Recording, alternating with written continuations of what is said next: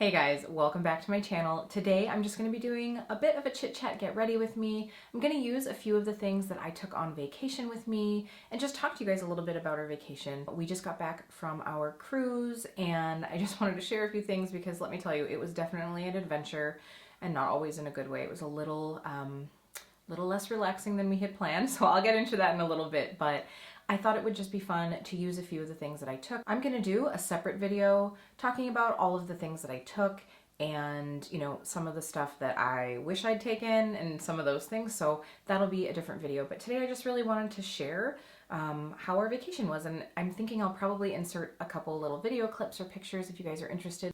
If you're not necessarily interested in the details of our vacation, but want to know what I did take on my trip with me, that'll be in an upcoming video and you'll be able to check that one out really soon. So I did already moisturize this morning, but it's about 2 o'clock in the afternoon now and I feel like I could use a little extra dose of hydration. Not only am I like the most tan that I think I've literally ever been, but I'm feeling a little bit dry just coming back to like the winter Wisconsin air. So I'm going to go ahead and go through with a little bit of the Coconut Skin Smoothie Priming Moisturizer. This is the little guy that I took on my trip with me, but I'm going to use the big one to save this sample size. And sorry if I sound a little like husky voiced. One of the things is I did finally pick up the really bad cold going around, whether it's, you know, whether I finally caught it from Jeremy or if I just caught it. I did have quite a few people coming to the salon sick right before we left, so I don't know, but I mean, really, I can't really get upset at that because if people stopped their lives for colds, like none of us would get anything done. And I thought it was interesting. I mean, I felt a little like Typhoid Mary on the ship, just like coughing all the time. But from day one, there were so many people who were coughing. So this is definitely something that's been going around. So sorry for like the deep, husky voice. Like I said, trying to recover. So just a little about our planned trip. We had booked an 11-day cruise with Norwegian Cruise Lines. That's the line that I've done before. I think this was either my 7th or 8th sailing with them. So it certainly wasn't my first go around. And we were leaving from Madison, Wisconsin, which is where we live, and heading to going through Atlanta and then gonna get to Orlando, and then we had booked transportation through the cruise line to get us to Port Canaveral, which is where we were going out of. And it was like an 11-day, 9-stop, like 9-port adventure. So now before I even get this going, I should probably just put a disclaimer in, like, even with everything that went wrong that I'm going to talk to you guys about, we know that we are really lucky and very blessed to be able to go on a trip. I mean, you know, there are some people who don't go on vacations in their entire life, you know, so the fact that ours kind of went awry is not a huge thing, but it was certainly disappointing for us. So I don't want to seem like some ungrateful person for being able to go on a vacation and whining about all the stuff that went wrong, but it was definitely a little less than relaxing at points. So our flight was going to be leaving at like 5:45 in the morning on Saturday the 11th, and by the way, it's now Sunday. We got back Wednesday the 22nd, and it's the Sunday after that now. Our flight was going to be leaving at like 5:45 in the morning, which meant, you know, having to leave for the airport at like 3, and, you know, with the packing and everything. And Jeremy was like, I'm just so excited. There's no way that I'm going to be able to sleep. So we decided to stay up all night. Of course, like, we have not had much snow here in Wisconsin at all this winter. And of course, that was the day that the weather was supposed to hit, but not supposed to hit until after we left. So it's like, all right, as long as we get out on time, this is going to be great. No problems at all. So we get to the airport. I even like posted on my Instagram stories that I was like, oh my gosh, like we got on the plane on time and the coffee shop was open, like win-win, so ready to go. So we were like pumped, like sitting on the plane. All of a sudden the pilot comes on the overhead speaker and is like, I mean, you could tell he was audibly upset. And he's like, well, I can't remember what it was, but something that they didn't do in the morning to prep all the planes, you know, before the airport got going, something made ice in the engine or something like that. And so he was like, now they're going to have to call the mechanic to come in and remove this ice from the engine. So it wasn't even like it was from weather that day. It was just something that had been missed. So it was considered a mechanical issue. And the pilot was like, who knows how long this is going to take, folks. This guy's probably sleeping in bed somewhere, so I'll get back to you. You know, we'll probably be deboarding. That's exactly what happened, because he came on the phone, he came back over the speaker and was like, yep, as I thought, the guy's like an hour away, so we're gonna have to deboard the plane. Of course, Jeremy and I are like freaking out now because we only had about a 50-minute layover in Atlanta. So it was very obvious that we were gonna be missing that. So we went right up to the counter. You know, we're like, okay, we have a cruise that we're supposed to be getting on.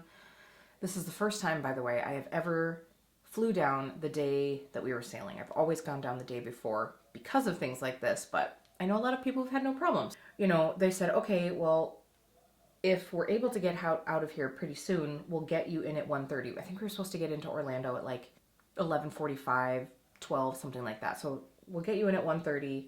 Otherwise, you know, if we miss that one, there's one that'll get you in at 2:30. And I knew that that was going to be like just about like as late as we could go and still get on the ship. I call the flight emergency number because Norwegian Cruise Line is not open until 9 a.m. The main offices aren't open. So they have this like flight emergency number that you call. It's a third party. So somebody called me back. You know, I asked them, I'm like, okay, so this is when we're due to come in. Is there anything that you guys could do better? And they said, no, you know, that's probably going to be your best bet. But as long as you're in by 2:30, you'll be fine. You'll still be able to make the ship. And I said, okay, great. But I was like, okay, well, we booked transportation through the cruise line. It says here in my documents that they only are at the airport until like 12 or 12:30. Are we going to be okay? He's like, no, you'll be fine. The cruise line is tracking your flight, so they'll know that you're coming in late. They'll make a note of it. I'll make a note on the account, etc., etc. It's like, okay, fine. So sure enough, when we finally do get back on the plane, we have to wait there for de-icing of the plane. So, I mean, God, we sat there forever. So, of course, now we're probably not going to make the 1:30, and, you know, we're starting to get stressed out. And once you're in the air, you know, it's not like you can be using your phones trying to, like, make arrangements. You're just at the mercy of the plane until you can get off. Just a little side note, I am using this, I don't even know if this is, like, a Real Techniques blender or whatever, but I did take, of course, my Beauty Blender blusher, but they're all dirty right now, so I got this guy out. But everything else that I'm going to be using today is stuff that I took on the trip. And I am so glad last minute I took a little bit of a darker Shape Tape. I took my Flower Beauty concealer, and last minute I decided to take a darker concealer, so I just grabbed the Shape Tape one. That's probably the darkest one I have because I knew I'd probably be getting more tan. And thank God I did, because after like day 3, that Flower Beauty one was way too light. I did my makeup one night and Jeremy was like, oh, you're so light. And my face, you know, was much more light than it really was without any makeup on because of my tan. So I put on sunscreen, you know, pretty diligently while we were there, but I definitely got a lot darker, and therefore my melasma has popped out. I used to have it really bad, like especially when I was on birth control, but I get darkening here, and then I used to get what I like to call my skin stash, like my skin mustache. This all gets darker, and it's kind of like a hormonal thing. A lot of women, when they're pregnant, have melasma, like mask of pregnancy. It is heightened by sun exposure. And because I use so many chemical exfoliants and vitamin C, that'll eventually die down. But right now, I definitely have a lot of freckles and that pigmentation from the melasma. So I was glad I took a darker concealer because I definitely needed concealer. And really most days, I did just use concealer. I did use a little bit of that Charlotte Tilbury, with the long name, Charlotte Tilbury Flawless Filter for a Superstar Youth Glow. But other than that, I really just used concealer a little bit on the days that I did wear makeup. So I was so glad that I took that concealer because I definitely needed a little bit, and the lighter color would not have done me any good. Okay, so back to the story. So we're on the plane, and we're getting closer to Atlanta, and the flight attendant comes over, and he's like, okay, so I would still try to make the 1:30. He's like, it's going to be tight, and he shows us his phone, and it's like, we're going to have a 12-minute layover. He's like, I would just try. Here's the gate. I would just run there. And of course, you know, the Atlanta airport is an international airport. It is pretty big. So we're like, okay, what are the chances of this? You know, I thought maybe they could, like, once we landed, call and say, hey, you have 2 passengers that just got off. You know, they'll be there. They're running. And such did not happen because we ran as well as we could with our luggage because, you know me, when I have a 50-pound weight restriction on my checked bag, I'm going to be packing all of my shoes, my curling iron, like everything heavier into my carry-on. So my carry-on was pretty heavy. So we're like dashing through the airport. We get there, and by the time we got there, the plane wasn't even there anymore. So we missed that flight. We had another flight that was like in a completely different terminal that then we had to like, okay, we have to dash here. So we get there, we get on the plane, and I'm thinking like, okay, no problem. We're going to be in at 2:30. Again, like I said, I couldn't even check in with anybody because we're on the plane. It's like turn your phones off and then you're in the air, right?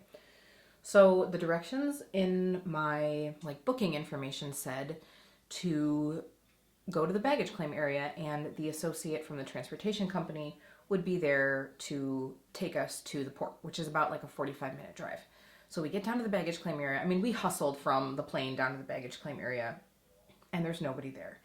And Jeremy goes to get the bags. I'm looking for the person, and I finally decide, okay, I need to call. And honestly, I can't even remember now who I called first. This was all such a whirlwind. I either called I think I must have called the Norwegian number first. And the guy was like, I explained to him there's nobody here. And he said, well, no, you were supposed to be in earlier.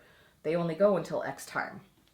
And I'm like, yeah, but this morning when I called the emergency number, they said that someone would be here. He was basically just like, well, you need to find a way to get here. If you can come fast, hopefully you could still make it. There was no like, yeah, sure, no problem. It was like, well, I would just try to make it. So, there's chaos, right? Like I'm on the phone. Jeremy is like with me. We're carrying now 4 bags, right?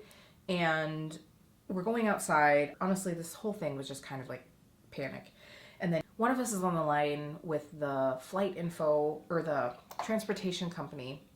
And they, of course, are like, no, you were supposed to get in then at 1:30. You missed that flight. I'm like, well, yeah, we had like a 12-minute layover. I had told them this morning that we were going to make the 2:30 most likely. And they said that you'd be here. They're like, no.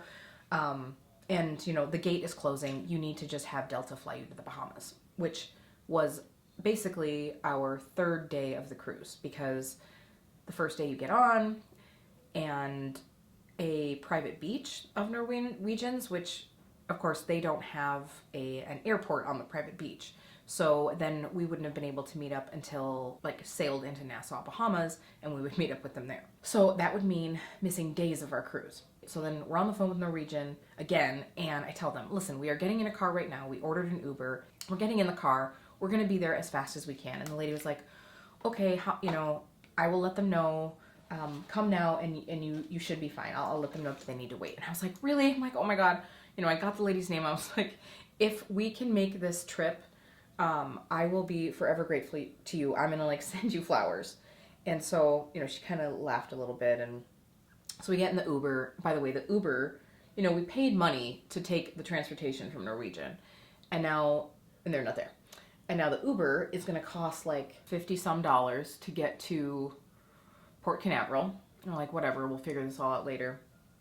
So we're in the car and we're about halfway there, and Jeremy's like, maybe we should call back, just like due diligence, let them know, like keep them updated. So the ship was supposed to start sailing at 4:00. And so the Uber thing said that we would be there at 4:10. And so I call and I let the lady know, I just spoke to someone to let you guys know we're on our way. The transportation wasn't there. And I just want to let you know we're going to be there about 4:10. And she was like, of course, this is a different lady. How many of you are there in your party? And I said, well, there are 2 of us. She's like, okay, hold on just a moment. And I'm like, okay, well, that's probably not good. So she comes back on and she's like, okay, so I just wanted to let you know I have my supervisor on the line here, and I'm really sorry. I need to let you know that we won't be able to wait for you. So you need to turn around and go back to the airport and fly to the Bahamas. And I'm like, what? I'm like, no, somebody just told us that you guys would wait. And she said, I'm really sorry. For that small of a party of just 2 people, the captain, he won't wait for that. And I'm like, I have sailed with you 7 times. It's going to be 10 minutes. And don't get me wrong, I understand we were going to be late. But I said, if your transportation had been there, then we would have made it. And if we had just gotten an Uber and not worried about the transportation, we would have made it. And no one told me that the transportation wasn't going to be here. This is not our fault. And she's like, well, you had weather issues. You know, we can't do anything about that. And I'm like, no, it wasn't weather issues. First of all, it was mechanical issues. And I spoke to somebody this morning and they said that there would be a note in the file. I specifically asked if the transportation would still be running and they said yes. I think maybe I handed the phone over and Jeremy's like, you know, let me talk to your supervisor. And so the supervisor came on, and honestly, this woman was just not very like empathetic at all. Like, I mean, other than like, oh no, I'm sorry, we can't. It was like, just fly to the Bahamas and we'll meet you there. It's like, okay, so we're gonna miss 2 days of our cruise. So now we're like, okay, now what? And it was really just honestly kind of calloused, I felt. I was like, okay, so now we have to fly to the Bahamas, and then what? She said, then you'll meet up with us at the port. And I'm like, okay, but what do we do? Like, you know, do you guys have a hotel? No. Oh no, you have to do all that yourself.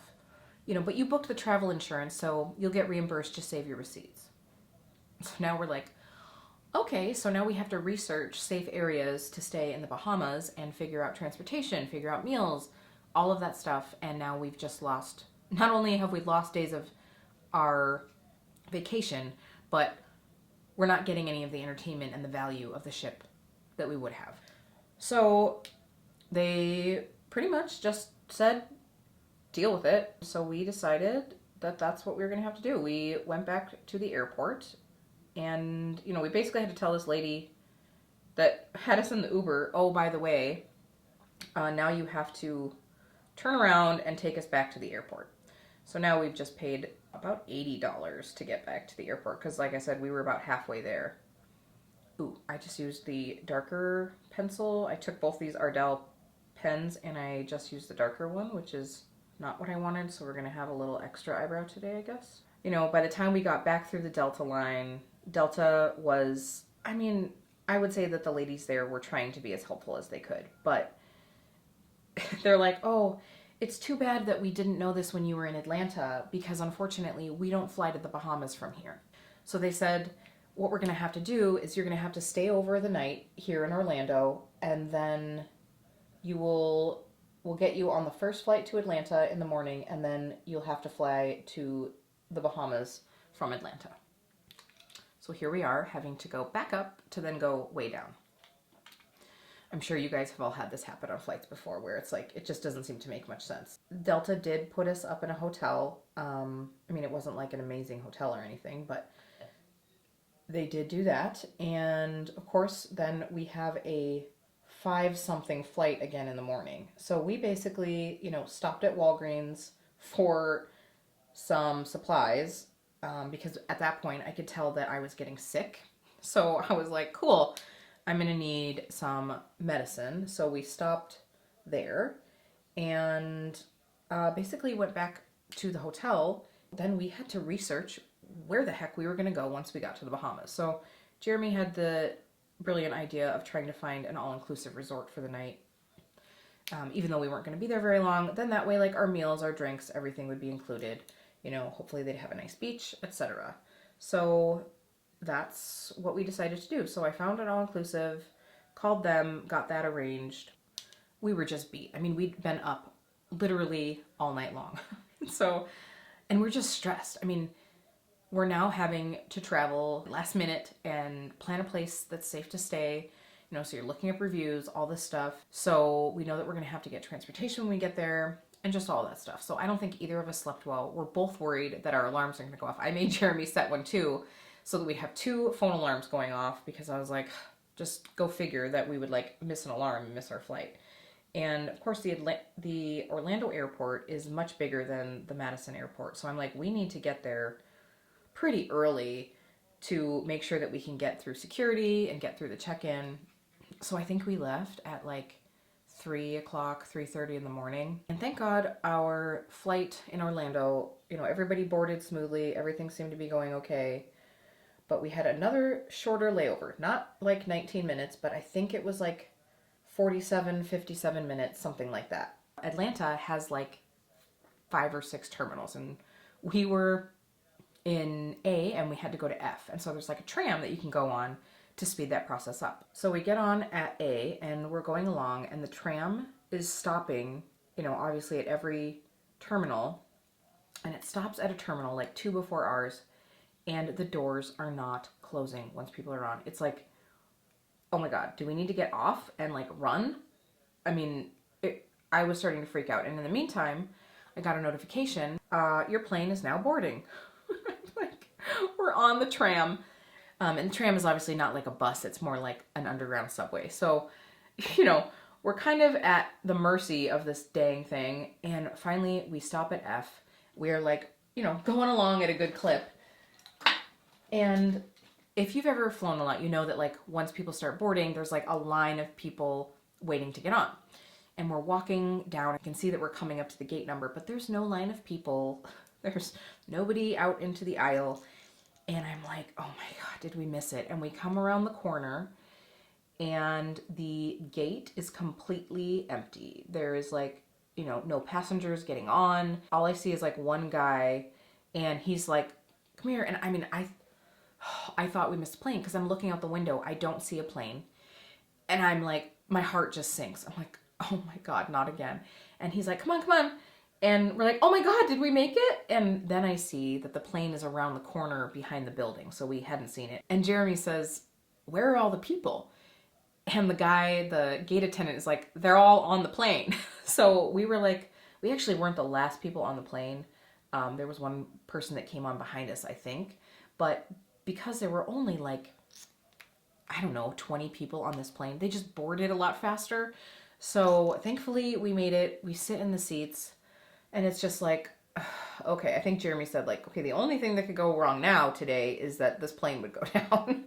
So we were slightly relieved. Obviously, we still had to meet up the next day with the cruise line. So we get a taxi to the resort, and, like I said, we were only going to be there for not even a full day because we were going to have to leave pretty early in the morning. So we check in. The resort is okay. It's, the rooms aren't anything fancy. The beach was a little disappointing. It was just really, it was like a fenced off lagoon almost. And the pool was nice. So we were just like, you know what? We are going to make the most of today. We went outside. We hung out on the beach. We hung out up at the bar, and we played beanbag toss. I kicked Jeremy's butt. And, we had a pretty decent time. We still have this like ominous cloud though of like, okay, what's going on tomorrow? Because, we didn't have an international calling plan. We never had thought that we'd need it. You think like, oh, we're going to be getting on the ship.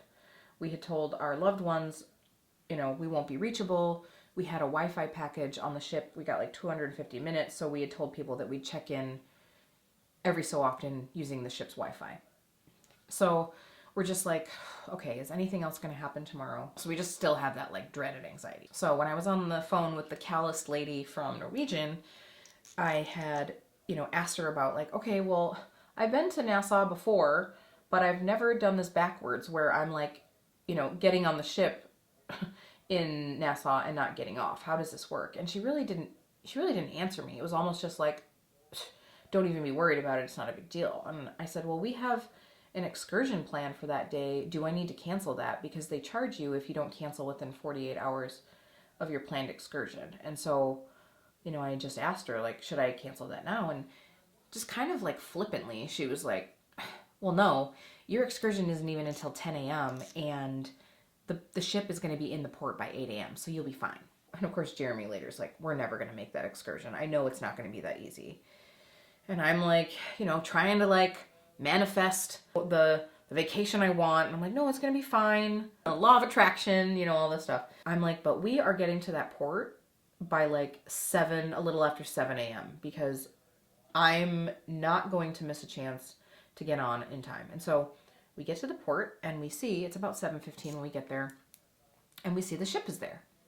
And I was like, oh, they must have gotten here early. Like, cool, maybe we can get on early and then we definitely won't miss our trip. So I was really excited about that. So we get into the port, we get through security, like right at the gates, and then you have to go up to this other security booth to get on the ship. And, we said, oh, we see, we're here to get on the breakaway. We see that they're here now. And she said, oh yeah, they actually got in yesterday. They couldn't make their private beach port because it was so windy, so they couldn't dock. So they had a sea day, and then they got in at about 4 o'clock yesterday and just spent the night. So we could have just gotten on the damned ship the day before, which, I mean, I realize that we paid for the resort, but we probably just would have done it because, in all honesty, better amenities, better food, better entertainment, and just to be done with it, just to be on the ship and ready to go. And, you know, I mean, not that Norwegian necessarily would have had a way to get a hold of us because we didn't have an international plan, but they never tried. So we're trying to be positive. We're like, okay, whatever. We're getting on the ship. You know, we hand the lady our passports. And to make a long story short, well, I mean, I'm making a long story long, but to make it a little shorter, we are not on the list to get on the ship that day. They did not have us on the manifesto to get on. So here we are. Cool. We just flew to Nassau, Bahamas, and we're not like listed to get on the ship. So that was pretty stressful. The lady was like, you know, I'm so sorry. We will do our best to get you on the ship. You're going to get on the ship today. It's just going to take a while. Okay, so I'm going to pause right here because this is pretty much my everyday look, or less than this, when we did our trip. Most days I did not even wear eyeshadow. I just threw on a little bit of lip gloss. I like that Pillow Talk lip liner just to define my lips. And I really just did eyebrows, eyelashes, and some concealer. I had a few different blushes that I would use. I'll show you guys those in the other video. But that was pretty much it for the most of the time. I'm going to move on and do a little extra with some of the things that I took with me just for like the couple nights that I did more at night. But this is pretty much what I did for every day when we weren't going to be, you know, swimming in the water. Because obviously if we had like water things we were doing, I didn't wear a stitch of makeup. We're pretty stressed out, and, you know, we were like, okay, is there someone we can call? Is there anything we can do? And they were like, well, no, there's really nothing we can do. We don't have phones down here. The ship will eventually bring walkie-talkies down, and that's how we'll communicate with them. So finally, somebody from the port authority got a hold of somebody from the ship, and they said, okay, somebody will be down to, you know, help you figure this out and get you on the ship. Well, we waited and waited and waited, and that didn't happen. So Jeremy went back up, and in the meantime now, we are seeing people get off the ship for the day to go do their excursions. We have now missed our excursion, obviously, and people are getting off the ship. So Jeremy grabs a guy from Norwegian. On his key card, there's a number that you can call to get a hold of the ship. We don't have a phone. We find a guy from the Bahamas in the port, and he lets us use his phone very nicely, but it doesn't work. Like, the international phone is not working with the numbers that we have. I guess the one number we had, you could only talk to like staterooms, like other people's cabins, which didn't work. So no luck there. Finally, they literally brought down a new list from the ship, brought it down to the office so they could officially check our names off. It was so chaotic. I'm not even like, this video would be like 7 hours long if I went through all of the craziness that happened. So finally, we have to go through the customs office. We have to drag all of our luggage. Of course, we are parked. Of course, we're docked at the very, very end of the pier. So we're going over these cobblestones like fish swimming upstream. Everybody's coming off the ship, and we're trying to get on the ship. Nobody is moving. So it was kind of crazy. We get up to the ship to get on, and we are not on the list because they do not have the updated list.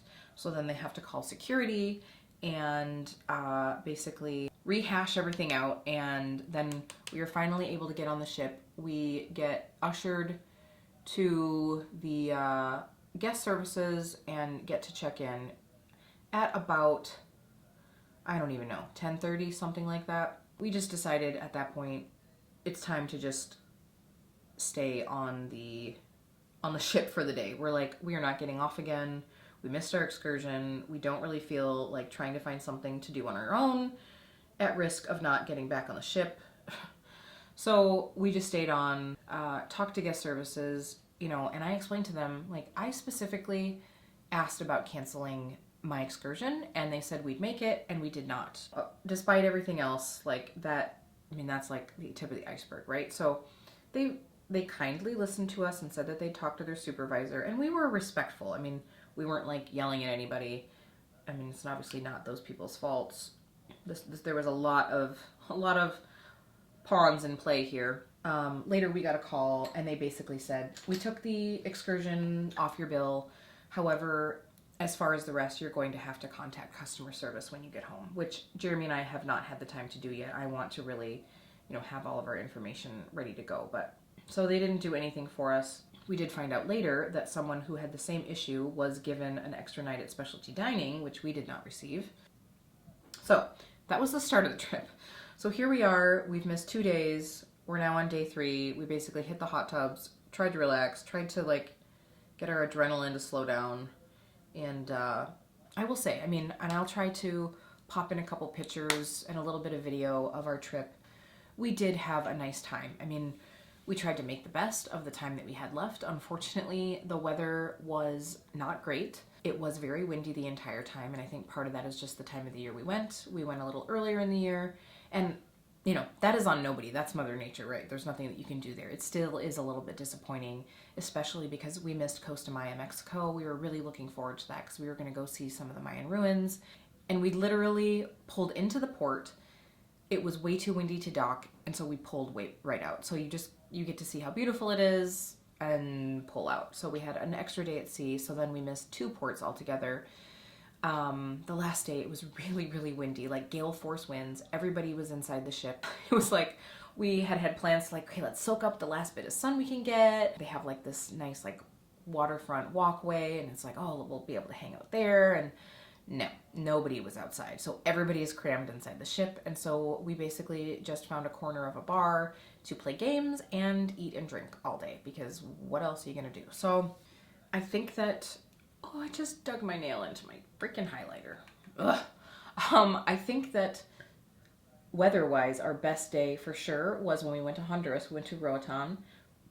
And Jeremy and I had planned to just go to West Bay Beach on our own and do some snorkeling. We took our own snorkeling gear. For those of you that don't know, Honduras is really close to Belize, and right there along that channel, if you will, is one of the best barrier reefs. It's actually, I think it's the second largest behind the Great Barrier Reef by Australia, but it's actually in better shape. Unfortunately, probably due to human stupidity, the Great Barrier Reef is dying off somewhat, and so this one's actually a little bit nicer. So we were really excited. Jeremy is a reefer, as they call them, so he has a saltwater aquarium, and so he's really into all the coral and the fish. And of course, I have really learned to appreciate a lot of that. So we were very excited to be able to do that.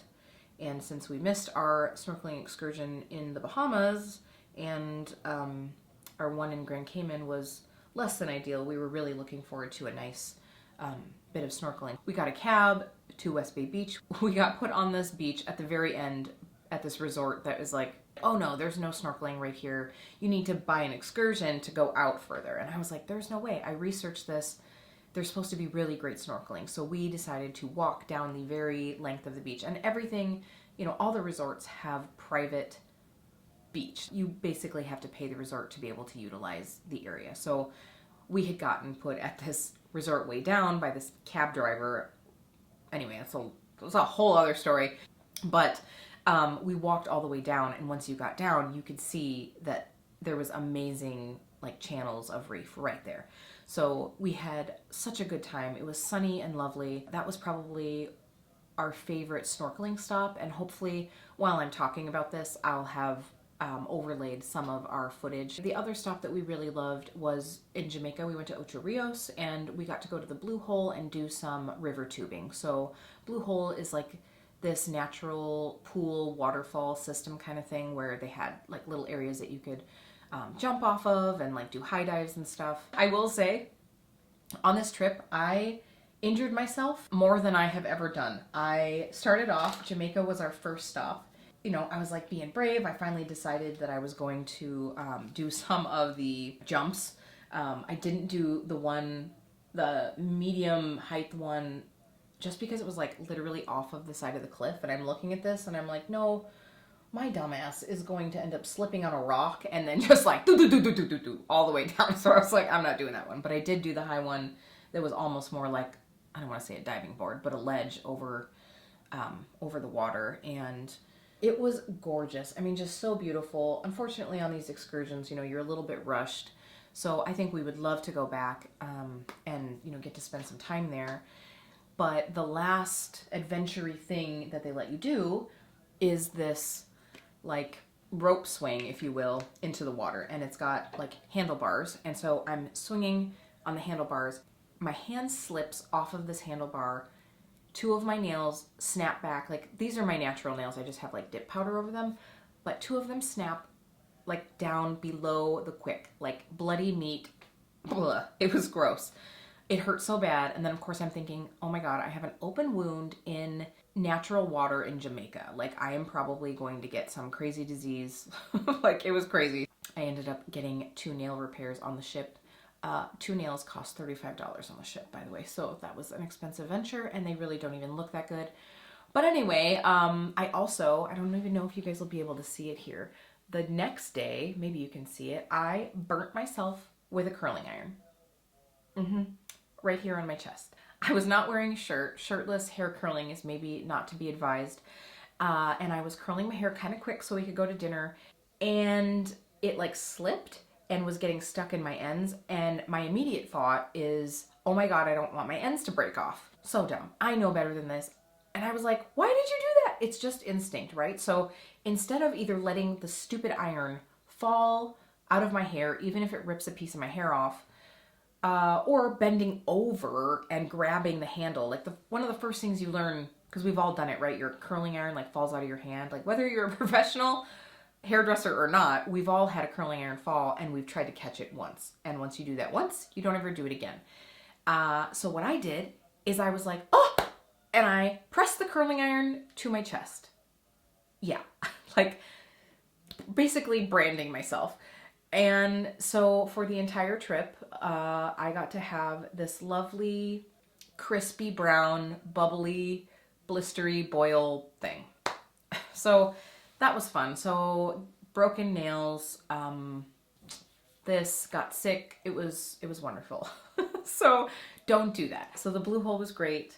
And, we did, like I said, we did really have a good time. We made the best of it and had fun. But kind of I guess I would say last nail in the coffin, when we went back to our room on that last really windy day after lunch, there was a note on the door that said, because you came on mid-sailing, you will have to do a special customs immigration thing.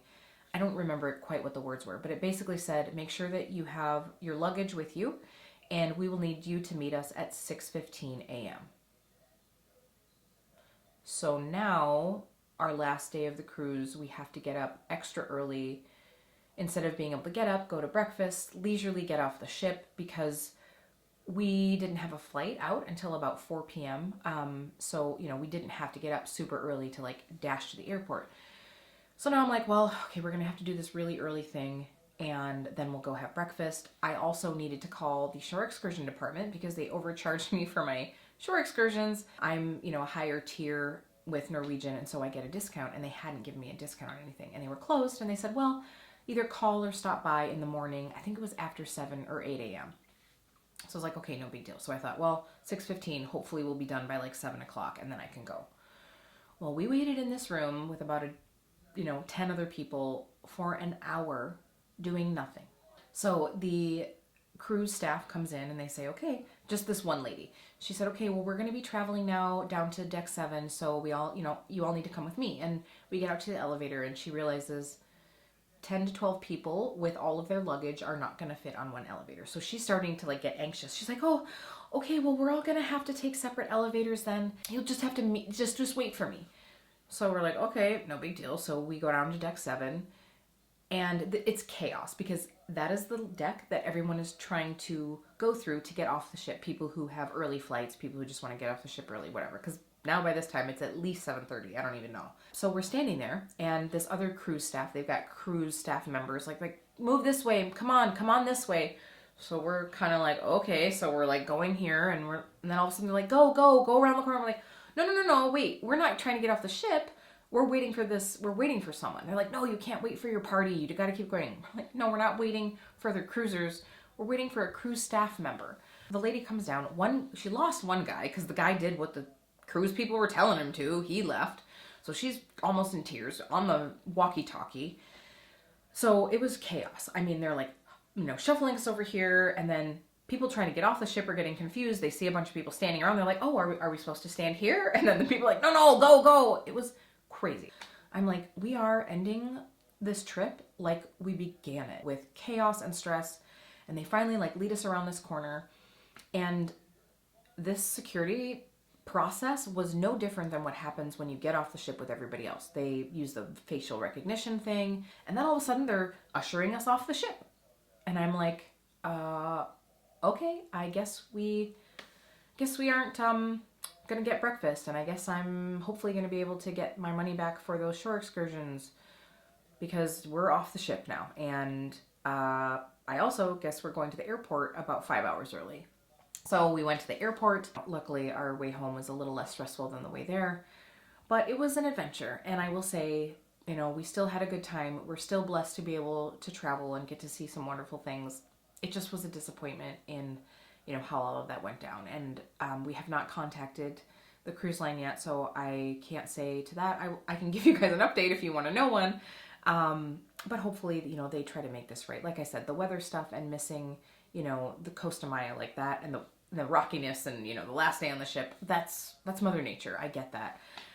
We definitely will never fly down the day of a trip ever again, and we definitely won't go in January again. It's just a little too early weather-wise, and just, for me with work, it's very stressful right after the holidays to try to like go again because I've been so busy. So anyway, hope you guys enjoyed that little chat. This is probably how I looked most nights. If we were doing something a little bit more special, maybe a little bit more of a lip color, but I took a ton of makeup with me on this trip, and I knew as I was packing it, I'm like, I'm probably not going to use all this, but I want to have the option. I definitely know now after, because we really like to do some adventuring and some water stuff, so I just don't need as much makeup, but there were definitely some things that I didn't bring that I wish I would have, and I'll talk about that a little bit in my other video. But really, this is really what I went for, and like I said, right now I'm super tan. I'm actually having a hard time with some of my makeup now that I'm home, because I'm like, oh, I'm too dark for this. Like putting on a bronzer, I was like, oh, this doesn't even show up. So it's something I'm going to take advantage of while I have it. It's probably only going to last a couple more days because I'm sure Wisconsin is already sucking the tan out of me. I hope you guys maybe found this interesting. I just wanted to sit down and share with you guys where I've been and what we've been doing. Like I said, I'll hopefully be able to pop a couple pictures in here of our trip as we have, been traveling. Jeremy and I are considering starting a travel vlog channel. We really love to travel and we'd like to do more of it. So maybe we will end up putting a video together and starting that. So if you got through this entire video of hearing me complain about our craziness, I appreciate it. Don't forget to hit the notification bell if you don't want to miss out on future videos. Thank you so much, and I'll see you guys really soon.